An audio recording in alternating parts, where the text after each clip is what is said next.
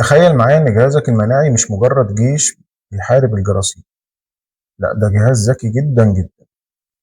النهارده هفتح لك زاوية جديدة من منظور مختلف تماما عن أي حاجة سمعتها قبل كده عن المناعة، بعيد عن المفاهيم التقليدية وعن المبالغات الشائعة، مستندين على أحدث الأبحاث العلمية في علم المناعة وعلم الأعصاب وعلم النفس المناعي.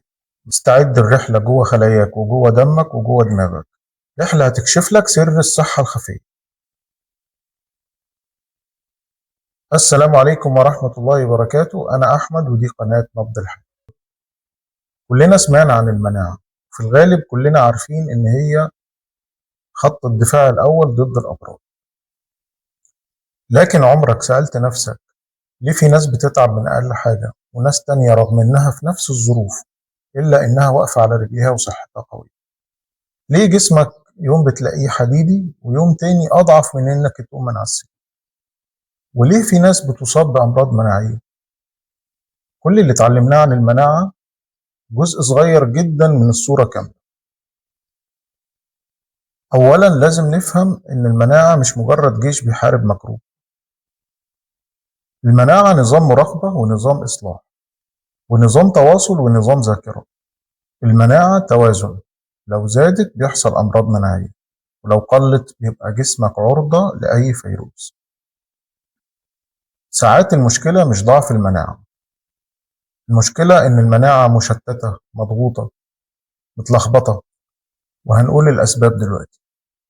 أولا قائد الجيش المناعي هو النوم، وبيتم أثناء النوم إطلاق البيتوكونات المضادة للالتهابات، وأيضا بناء الذاكرة المناعية. الجسم أثناء النوم بيصلح الخلايا وبيقلل الالتهابات وينظف السموم ويرفع نشاط الخلايا.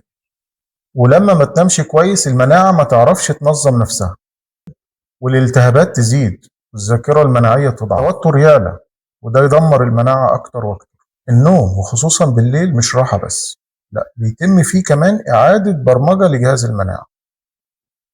ثانيا الأكل، وأخطر حاجة في الأكل هي السكر الزيادة، لأن السكر بيعطل خلايا كريات الدم البيضاء من 3 ل 5 ساعات، وبيقلل القدرة على البلعمة، وبيعطل التواصل بين خلايا المناعة، وبيرفع الالتهاب الصامت داخل الجسم.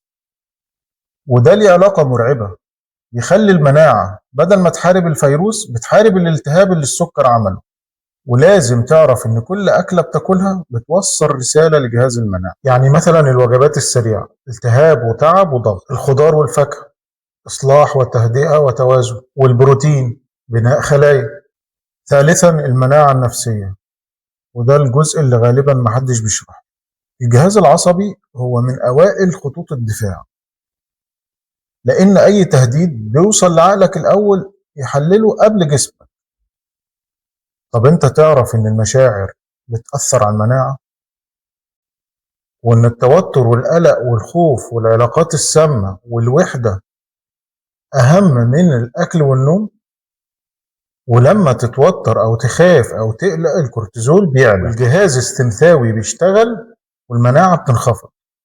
وهنا بقى المفاجأة، إن التوتر هو أقوى مؤثر على المناعة مش الفيروسات، وإن هو العدو الخفي الحقيقي للمناعة.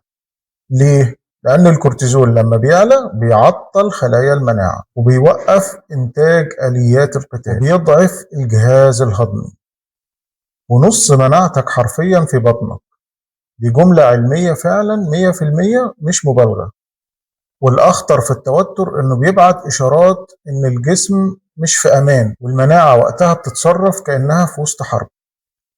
والمناعة النفسية هي القدرة على التعامل مع الصدمات وإعادة الاتزان بعد الضغط والشعور بالأمان. لما المناعة النفسية بتنهار المناعة الجسدية بتنهار، والجهاز العصبي بيتحول لوضع التهديد. الهرمونات تتلخبط، الالتهابات تزيد، الهضم يضعف. هقول لكم دلوقتي على أهم الحقائق العلمية اللي علماء المناعة اكتشفوها مؤخرا. إن جهاز المناعة مش مجرد خلايا بتهاجم الفيروسات. جهاز المناعة عبارة عن شبكة تواصل ضخمة بين 3 أجهزة: الجهاز العصبي والجهاز الهرموني والجهاز المناعي. وطبعا الجهاز الهضمي بيخدم عليهم كلهم. الثلاث أجهزة دول بيتعاملوا كأنهم جهاز واحد، وده علم جديد اسمه سايكل نورو إيمينولوجي، أو العلاقة بين النفس والمناعة والأعصاب. العلم ده بيقول إن أي فكرة أو عاطفة أو خوف بيظهر كيميائيا مباشرة في الجسم، ودي بتسمى كيمياء المشاعر، والمناعة بتتأثر بيه فورا. يعني لو بصينا للمناعة من منظور مختلف هنلاقي إن المناعة منظومة بتشتغل 24 ساعة، منظومة كاملة بتجمع بين العقل والجسم وبين الأكل والنوم وبين المشاعر، حتى علاقتك بالناس بتتأثر بيها. طيب لما نسمع كلمة تقوية المناعة كلنا بنفكر إن كل ما المناعة تزيد كل ما نبقى أحسن وصحتنا أفضل، وده للأسف مفهوم خاطئ. لكن الحقيقة العلمية إن زيادة المناعة خطر زيها زي ضعف المناعة، وبتعمل الأمراض المناعية. طب ليه المناعة بتزيد أصلا؟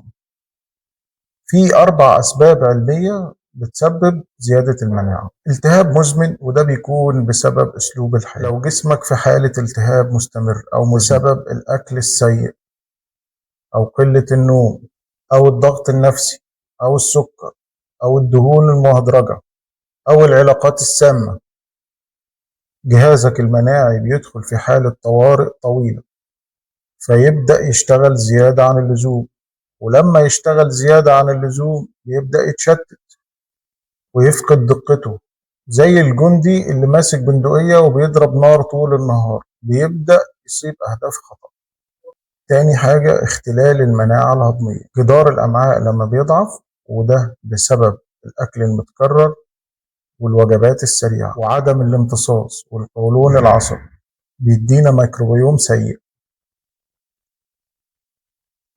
وبالتالي بتدخل مواد غير كاملة الهضم إلى الدم والجسم بيعتبرها عدو فيبدأ يهاجمها.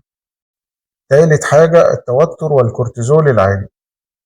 طبعا التوتر لو استمر لفترة طويلة ومزمنة، الكورتيزول في الأول بيقلل المناعة، لكن لو استمر لفترة طويلة بيشتغل العكس. 4 نقص النوم زائد الالتهاب العصبي، وهنا أنا بقول الاتنين مع بعض لأن نقص النوم بيؤدي إلى تراكم السموم في المخ، لأن الجسم ما بيعملش ديتوكس بالليل وهو نايم، فبيعمل التهابات عصبية وبيعمل زيادة إشارات الخطر، فيبعت إشارات للمناعة إن هي تشتغل أعلى، وده بيسبب أمراض مناعية كتير، وغالبا الحاجات دي بتكون بعد صدمات نفسية أو خسارة أو ضغط نفسي، يعمل نوم سيء ممكن يمتد لشهور.